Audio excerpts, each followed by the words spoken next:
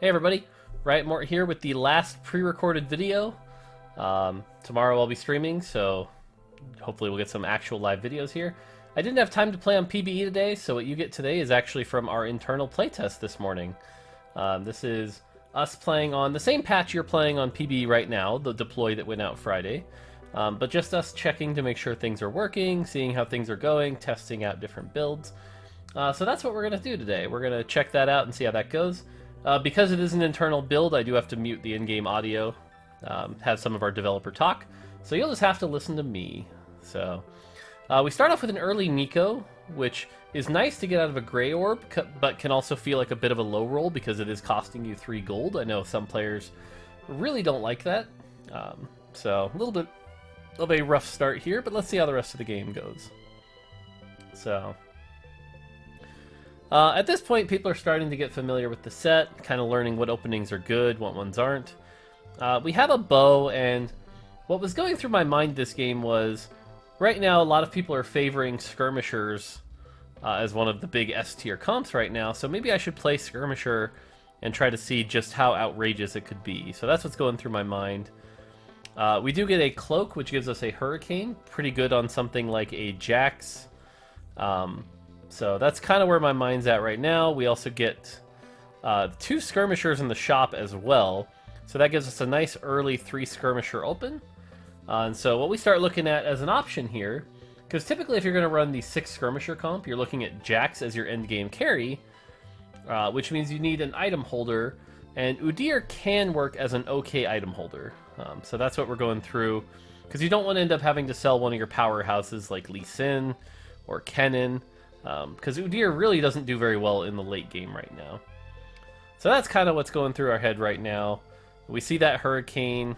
The tier, not particularly helpful, although Jax only has 20 mana, so with blue buff can actually do some pretty cool things. So we go ahead and slam that for now. Unfortunately, we haven't really hit any 2 stars, but we're also trying out new Victor here. Victor can now shield 3 units, which can be really good. So we use him on the back line to try to shield our 3 frontline champions. He kind of acts like a mix between Vlad from Fates and Janna from Fates now. So let's see how the first fight goes. They do have a 2-star Lissandra, which will hurt our AD stacking.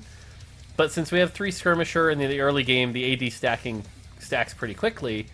We should be in an okay spot here. The Lissandra is kind of hurting us. You'll notice the AD down debuff on both my front line here. So, oof, that Lissandra really good into Skirmishers here. Thankfully, Victor keeping my team alive, overtime, and we get the win. So, good start, good start.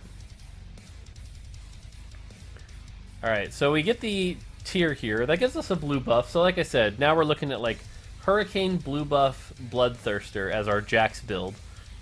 And normally I wouldn't advise locking it in this early, but I kind of had a specific test point in mind, so I was going to try to go for it.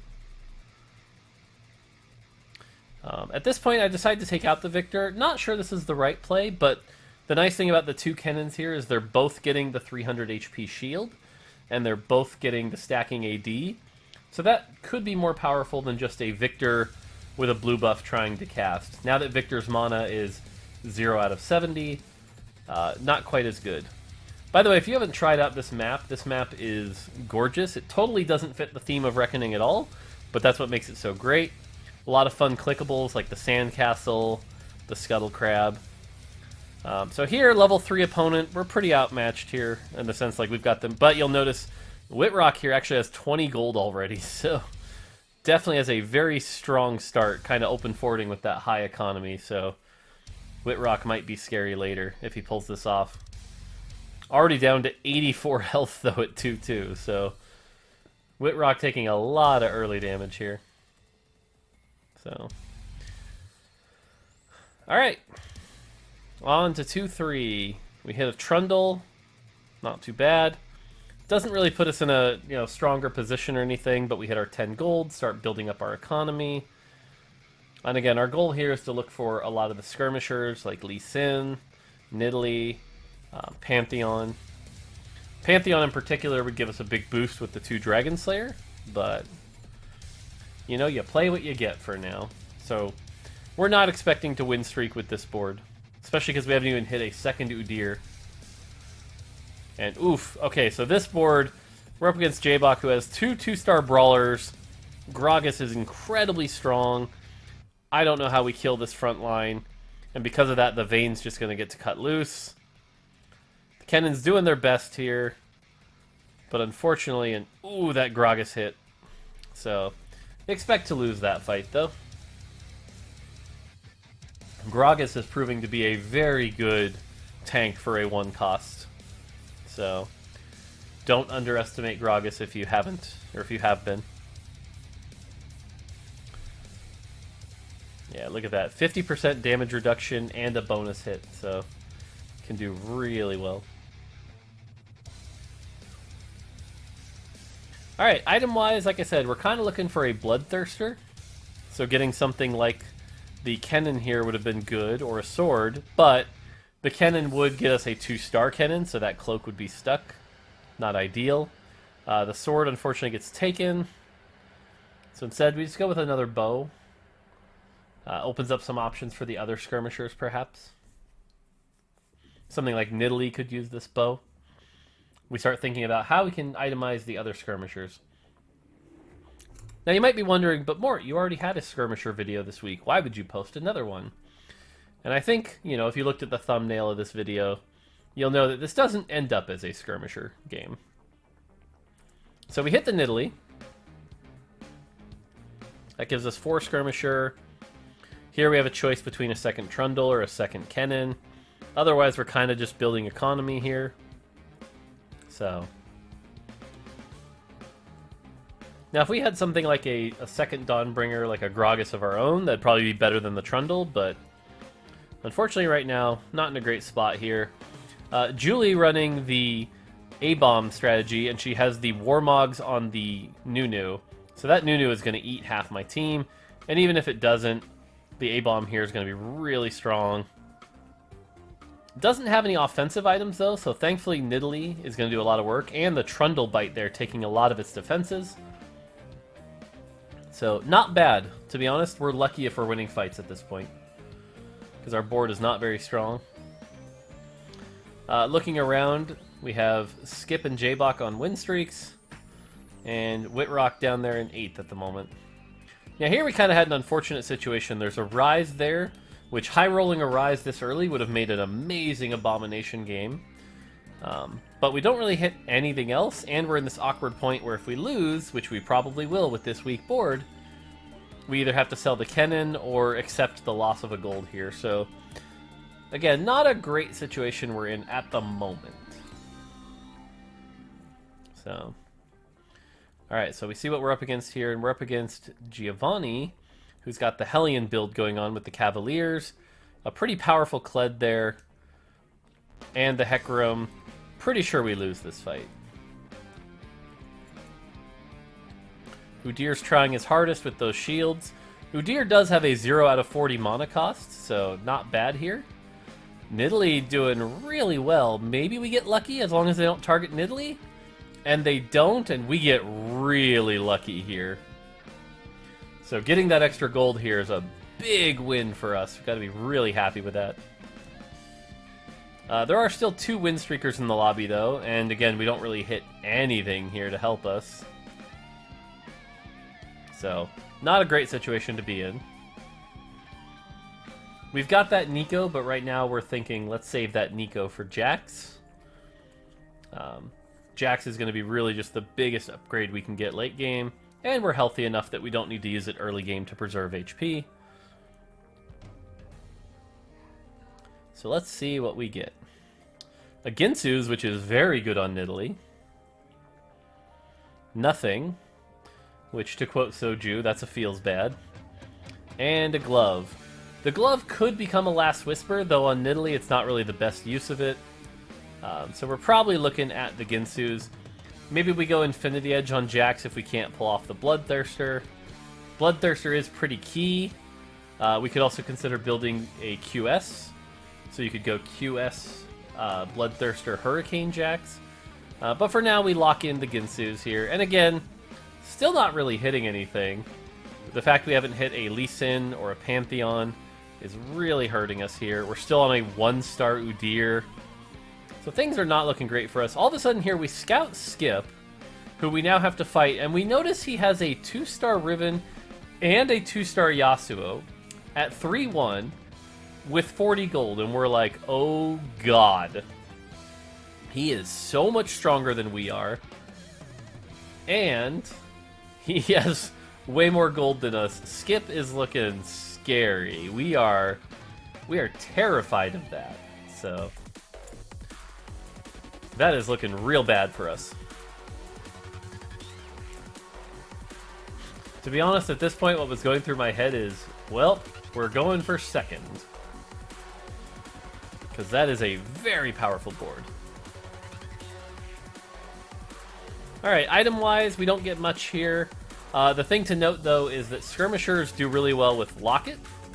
So if we can get a Locket going, that'd be a nice buff. Finally hit some of the other things here to get 2 Dragon Slayer going. Allows us to level up. And because I'm not a greedy player lately, we rolled down a little bit just to see if we could hit like a Lee Sin or a Lucky Jax. We do manage to hit the Lee Sin. But now we just need one more Skirmisher, so a Pantheon would be massive for us here. Replace the Mordekaiser with a Pantheon, and we'd be good to go.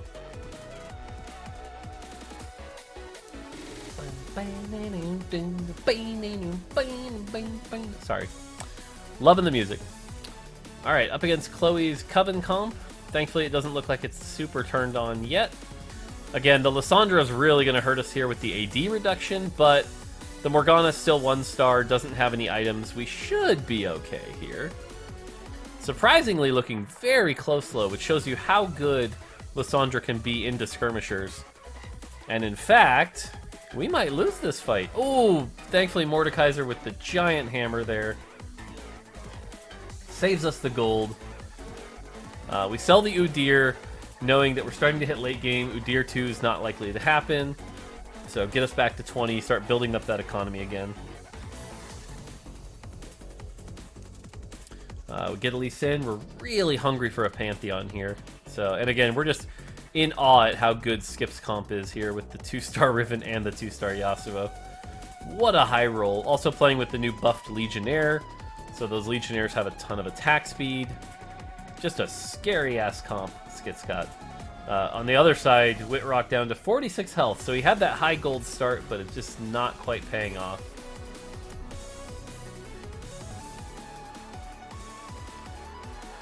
Alright, so we're up against, looks like Whitrock here with the Abomination. 2 good items on it with the Shadow Bramble and the Hurricane. But, unfortunately, everything is still very 1-star. So, and because the Scion part of the Abomination does scale with star level, this thing's not that scary. And eventually, Nidalee's going to take this down. So, oof. Alright, so we're looking for a Pantheon or a Jax, and unfortunately we don't see one. So that's a little rough for us. So now we start looking at like that Locket, perhaps. If we could get an armor, that would be great.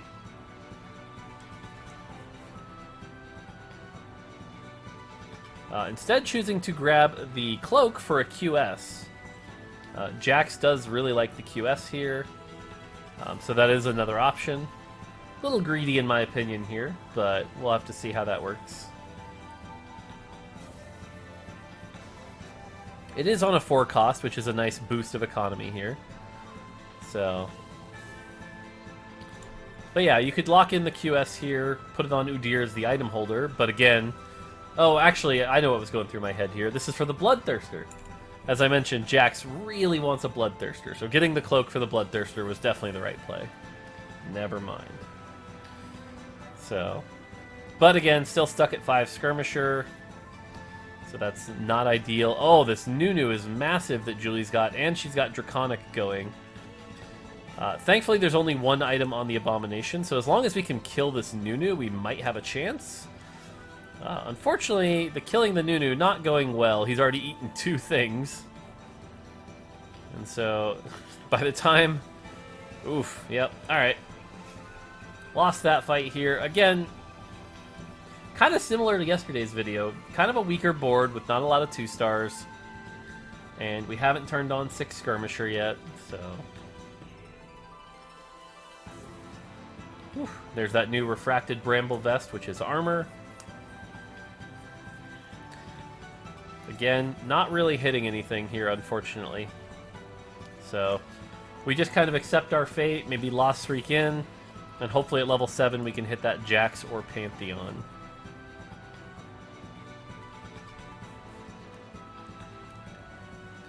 Alright, let's see how it goes. Now, we did notice Skip lost, by the way, so despite his incredibly strong start, something went wrong on Skip's board. Chloe hitting the 2-star Morgana. Alright, let's see how this goes. Okay, Jabok with a 2-star Aphelios at 3-6. That is very scary. Has the Ginsus and the Shiv and the Hurricanes, so pumping out a lot of damage for his comp. Kind of an unconventional Aphelios build, but because on attacks proc a bunch, when he actually shoots his ability, you get a bunch of uses of these on attacks. You get 5 stacks of the Ginsus, you get an extra procs of the Shiv, and the Hurricane procs, so pretty creative of Jabok.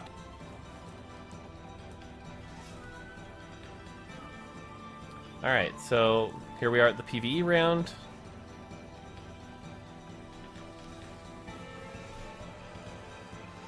At this point, again, we're kind of hoping for a locket. We need a sword for our Bloodthirster. So...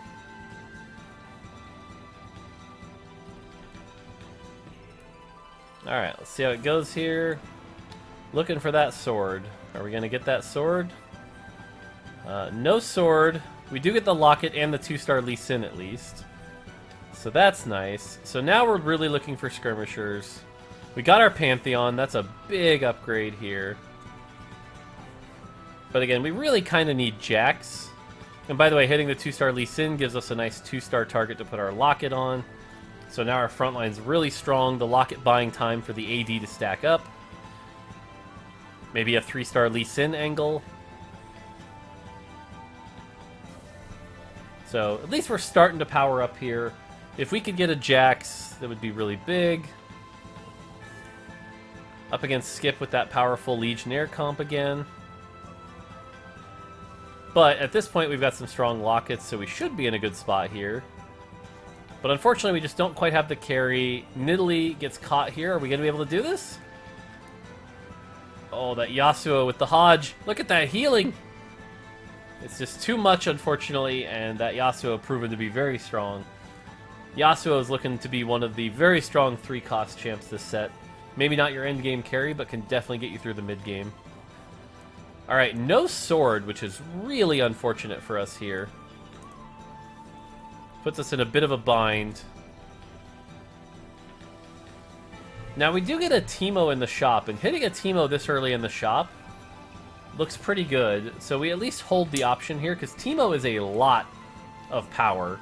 Giving that 50% attack speed slow with his mushrooms. We make ourselves open to the option, because you don't really want to pass on a 5-cost if you can. Honestly, the play here probably should have been to take out Mordekaiser and put in the Teemo. But unfortunately, S. Mortimer, aka me, doesn't do that. And we're starting to fall off pretty bad unless we hit this Jax.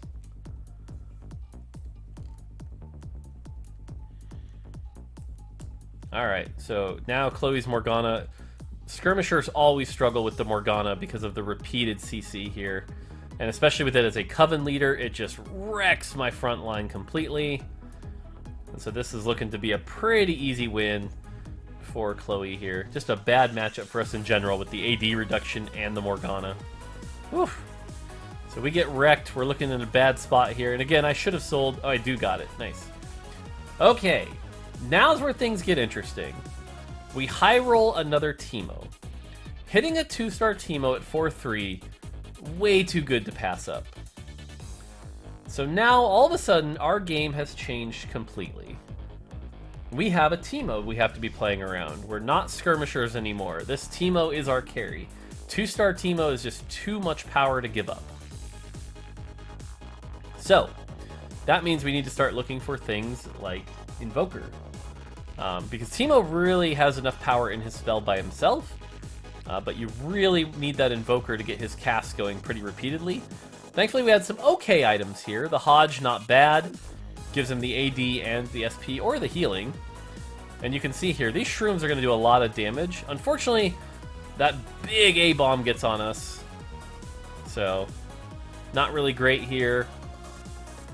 And even despite hitting the 2-star Teemo, we still lose the fight because we didn't protect it well enough. Alright, so we're looking for an item here for our Teemo. You could go Jeweled Gauntlet, you could go Death Cap, Morello. A lot of good options for Teemo here. What do we go with? At this point, I think I'm struggling to make a decision. And instead of going for a specific item, we decided to go with the Kindred to try to keep the Teemo alive, because Kindred's ability is very powerful. Probably one of the best in the game, to be honest, at keeping your backline alive. And so we opt for that power over anything else. And we're kind of getting desperate, so I go ahead and level up here to throw in the Kindred. Now, the other interesting thing is, because we have the Kennen, we are almost at 3 Hellion. And getting Teemo Hellion active means you get another 1-star Teemo if that Teemo were to die. So a couple good options here. At this point, I'm getting kind of desperate. Realize 3-star Lee Sin is probably out of the question. And so we ditch it. We do have the Invoker in Syndra here, but if we're going to do that, we're basically transitioning out of 6 Skirmisher. Which means we're going to need a different front line going. So again, these Teemo Shrooms are starting to hit pretty hard. Feeling pretty good about this Teemo. If we can get him some other stats like Invoker, Hellion, might be in a much better spot.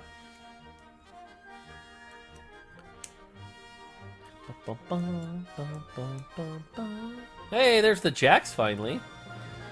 So we go ahead and make those items on the Jax, because if we still get a Bloodthirster here, we could still actually run 6 Skirmisher Jax with a Teemo behind them. Not a bad situation to be in. So we do see the Lulu here, which would give us Hellion and Mystic. So at this point, we make the decision to go ahead and ditch the 6 Skirmisher and opt in for 3 Hellion, 2 Mystic, and 2 Ironclad. And kind of goes to show you how much power you can give up if you make that decision. Getting that Teemo, all of that defensive traits, should help keep him alive even longer. And ooh, that Teemo crit with the damage roll on the Hand of Justice here feels pretty good. And because again, Jax isn't our carry at 1-star, it's Teemo at 2. We're willing to give up that 6 Skirmisher. And so now our trait tree is looking a lot more advanced. And we're feeling a little bit better about it. And we can still get rid of a Skirmisher for something like an Invoker. So get that Syndra in there for something. Of course, it has to be the right Skirmisher, so it would probably have to be, you know, Jax at this point. So 2-star Pantheon here. Not that that really helps us, because if we get rid of Jax, we lose Ironclad. If we get rid of Pantheon or Trundle, we lose Dragon Slayer, which is probably fine. And if we get rid of Kennen, we lose Hellion. So, kind of an interesting situation to be in here. And this is one of the things I really like about Reckoning, is that you get these kind of tough decisions about how to optimize your comp with the various traits, because they're so connected. So we're hoping for a Rod here for a Jeweled Gauntlet. Instead, we get a Glove. So, not really a great roll here. Let's see what we can power up with. We get a Karma for a better Invoker. So we sell the Trundle, getting rid of Dragon Slayer. We like Pantheon because Pantheon's much tankier. And at this point, we can go QS on the Jax, so at least he can't be stopped for a while. Trap Claw. And that's kind of where we're at now. So, use the Locket on the front line to buy more time. And now Teemo has Invoker, so with that Ginsu's, he'll be able to attack even quicker. So let's see how it goes. Ooh, that Diana ult really puts us in a rough position. Thankfully, we have a lot of CC here, and Teemo doing a lot of work here. 2-star Teemo, again, just a real big high roll to get it that early. So, beating the other Skirmisher comp coming from Kent. So, now at this point, we kind of look at our comp and go, okay, we're pretty strong. We've got everything we need. Is it time to just level up to 9? So again, here we could give up Invoker for 3 Ironclad. Now, I think Mort's playing it safe here. Hits the 2-star Karma. That's a big upgrade. So instead uses the 2-star Karma and only goes with 2 Ironclad. And again, this is what I'm talking about. The interconnectivity allows you to make these kind of interesting decisions. Now, one thing to note here is that Teemo is most of our damage. Jax is a little bit of it, but not a ton. And oh god, this Assassin Yasuo from Skip, who's been dominating all game, is going to do a lot of damage. Gets on my backline. How are we going to do it? Oh, it heals so much. The GA keeps it alive, and then there goes the healing. And it's going to be close. Oh my god. Oh, thank god for the Kindred ult. Okay. Now the thing to note here is because most of our damage is magic damage, if we ran into like a 4 Mystic comp or a Dragon Claw, we're going to be in trouble. So we need a good source of magic shred. So I probably shouldn't have passed on that Garen. That Garen might have been an okay level 9 add. Or we need to find something to start shredding some MR. Because that's probably our biggest weakness. It's that, or we just power up Teemo with like a death cap. So, because Teemo with these items isn't quite going to be as dominant as we need him to be. Thankfully, we're looking around and like here, now that Lyssandra's, you know, mostly AD based. Ooh, that Thresh hook though really puts us in a bad spot. But due to the way they're grouped up, no Mystic. Teemo getting damage on his Hodge. We get some nice AoE ults here. And it feels pretty good. And if you look at the damage meter here, you'll notice, you know, Jax is doing a good chunk there. Teemo did a good chunk there. So keep an eye on those damage meters to see what's coming from our damage here. Alright, items-wise here. So unfortunately we don't see a ton that we need here. The biggest thing for us is actually probably the Static Shiv, because we talked about we need some MR shred. Static Shiv here is probably a good pickup. Now there's 2 ways we could play this. We could just put it on the Teemo, who has the Ginsus, so that we get even more procs, and gets an earlier first cast, or we could have put it on the Kindred to just sort of be support and leaving ourselves still open for another item. In this case, we go with the Teemo, again, valuing those Ginsu procs and earlier first cast. So, at this point, we're trying to get to level 9, so we could get in 3 Ironclad, possibly 2 Dragon Slayer if we wanted. A lot of good options here. Plus hit some stronger units. So we'll see how it starts to go here. We're on a good streak though. J-Bach here with the double Shroud really hurts us here. Running 4 Ranger, has that last Whisper and that Aphelios, but oh, that Teemo damage. Teemo trying his best. We got the Kindred ult here. Oh, that ult.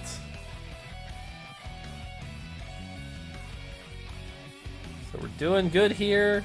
Nice. So those 8... Oh, look at that Teemo damage. 11,000 that time. Whew. Because remember, we're shredding 70% of their MR. So even if they're not running a Mystic, and oh god, that is a Yasuo 3 with Assassin stat. Ooh, that is scary. So yeah, if you're almost doing close to true damage with these Teemo ults on somebody who doesn't have much MR. Shredding, for example, 30 MR down to 9. That's pretty close to true damage here. So. Alright, let's see how it goes here. And again, we're starting to look at the competition and wonder, do we need physical? Do we need 3 Mystic? But oh god, this Yasuo. Lulu tries her best to save us. Ooh, that Diana ult, and then the Abomination. Everything kind of goes wrong here. Kindred trying her best to save it. Actually, maybe do we have a comeback here? Oh, look at that healing, though. Oh, Yasuo looking just a little too strong. Very close fight, though. And, ooh, this is nice. Another locket for our front line. We're kind of, because we kind of don't have a real front line here. We're kind of just banking off of locket. But the nice thing here is because we have the Ironclad and the Mystic, we're essentially getting more effective health off of our locket. So it's a really nice pickup. The only thing to note, though, is that one of the biggest threats in the game right now is that Yasuo, who does a lot of true damage. So that's kind of making us panic a little bit. But if we look around, it's mostly the Legionnaires, which are physical, and the Rangers, which are also physical. And so leveling up to get in that 3 Ironclad is a nice boost. It also allows us to protect our backline a little bit here. And so with the new Assassin change, knowing that that's an Assassin Yasuo, we decided to group up in the corner to try to make sure that Yasuo at least doesn't start on something like the Lulu. So maybe we get a nice lucky Nautilus stun here, because it's not like the Yasuo has a QS. So this positioning should work better. We're still running 1-star Jax, so that's not helping either. And so here's a much more traditional Skirmisher comp, but no Bloodthirster on the Jax here. So the Skirmisher comp getting really slowed down by these Teemo ults. Does have a Nidalee 3, but only a Nidalee 3 with 2 items, so... And at this point, everything else is dead. So, looking pretty good for us. And, ooh, eliminated Kent in 4th. So now we're down to the final 3. We have J-Box Rangers, my Teemo and friends, and then Skip's Legionnaire Assassin Yasuo. So... And when you often get in this situation, oftentimes can come down to paper, rock, scissors about who can beat who. So we'll have to see how we do here. We're still happy with our positioning, knowing that we're up against the, Assassin Yasuo here. So let's see what happens. Uh-oh, Ranger fight. We get hit with that double Shroud again. Slows down the Kindred ult, slows down the Karma ramping. Whew. His Kindred cast first, powering up, and our front line is basically gone here. Oh, Teemo's trying his best, though. Teemo? Oh, but it just wasn't quite enough. Hellion Teemo? But no, his 2-star Rel is just really powerful, taking us out a little bit. But man, you look at that Teemo damage again, almost 10,000, so... Lulu 2 would be a nice upgrade for us if we can find it. We're not going to chase Teemo 3 this game, that's for sure.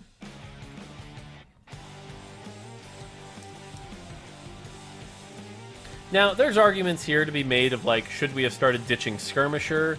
Maybe got rid of the Pantheon for another Mystic? So it depends on what we hit, but currently this is working out for us. Pantheon, still a pretty good frontliner, giving that extra 300 health to Kennen and Jax and Pantheon, so for now we're okay. Okay, here's Skip's Yasuo that's been really problematic, just destroys that Kennen. Ooh, the Lulu ult. But oh, the shield there from Nightbringer. That Nightbringer shield is massive. Yasuo on Teemo, and oh god. So right now we are panicking because we just lost to both the Ranger comp and the Yasuo comp. Not a good spot to be in.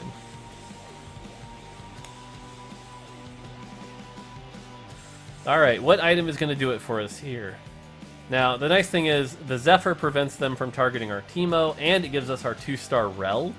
Rel being an insanely good 4-cost tank. So we just decided to take that. See if we can make this comeback here, but man, that Yasuo is scary stuff. We hit the 2-star Jax with Kent eliminated. A bunch of them went back in the pool. And oh, the Kindred 2 there, but not enough gold to get it. So we're just going to have to lock shop and pray that we win this round. Now, one thing to note there is with the double Shroud, if we can reposition, we can maybe avoid the double Shroud.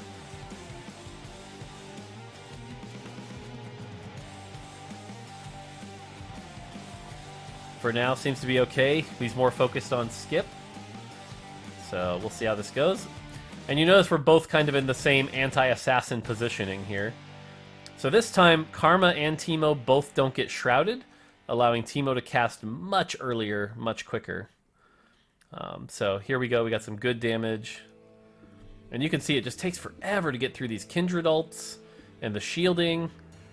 But eventually, the combination of Karma's ramp up, Jax's damage, now that he's 2-star, looks like we're in a very good spot here. Kindred 2 is a big pickup for us, and we notice Skip ended up losing. So now we just have to beat Skip, and we're still in this. And we're hitting that round 6-6 where things start getting close. So Kindred being 2-star also means Wolf is 2-star, and that's an extra health for our front line, so let's see how it goes. Alright, what do we Zephyr? Ooh, nice Zephyr on the Kindred, so we end up facing Jabok again. Last time we beat him, and this time we Zephyred that Kindred a bit, slowing down his damage output. Because he's grouped up, the Teemo Shrooms just get to do so much here. You can kind of see the position Jabok is in here, because he has to group up against the Yasuo, but if he groups up against me, kind of gets countered by all these Teemo Shrooms, and you can just see the repeated AoE eventually working its way to the back line. And there you go. Alright, so what happened to Skip? Skip got knocked out by somebody's ghost, and so then there were 2. So we're kind of making a comeback here. The Quicksilver, not really a big help here.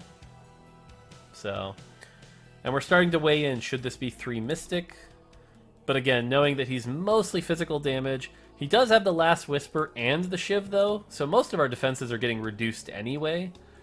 At this point, we'd almost just be looking for more effective HP as opposed to defenses, since the defenses are getting shrouded, or cut in half, I should say. So we look to the option for Kale here. If you can get a Kale 2, it's probably worth running here. Unfortunately, we're not able to hit the Kale 2. We do hit the Lulu 2, which is not a bad upgrade, so we give up on the Kale Dream, go with the Lulu, and now we start looking at positioning. And now that we don't have to worry about assassins, we can actually frontline a little bit better, spread out, maybe make things not quite hit as hard in the same positions. And so let's see how this goes. We Zephyr the Nautilus, not really a great Zephyr, but again, better spread out positions. He also spread out, which was correct. And so now we're kind of getting into the whose Kindred can keep their team alive longer. But the Teemo doing the minus 50% attack speed is really helping us here. Whew. That Aphelios is going off. And again, that Kindred ult saves us right here. This is anyone's fight. It's really close. The Hellions keeping us alive here. Woof. And Kindred MVP. Alright, final round. No matter what happens, this decides it. Is it going to be the Teemo high roll? Or is it going to be the Ranger comp? Really nice Ranger comp, too. 4 Ranger, 3 Verdant to help with the CC. So yeah, the 3 Verdant is also really helping against the Teemo attack speed, as I mentioned it now. So he's definitely trying to optimize this as best as he can. But having to go through those Kindred ults is really hurting him. Alright, did we protect from Shroud this time? Teemo got hit, but at least Kindred did not.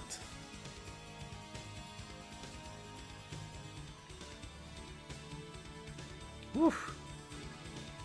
It's gonna be close. Here comes a big Teemo ult. Ooh. Aphelios is almost dead. And Aphelios getting down here with our Teemo still at full feels like it's in a pretty good spot. These Kindreds, though. Oh, and we get the Kindred before his. And we barely pull out the victory. GG, well played. And so, yeah, that's it. Alright, that's going to do it for me. Until next time, take it easy.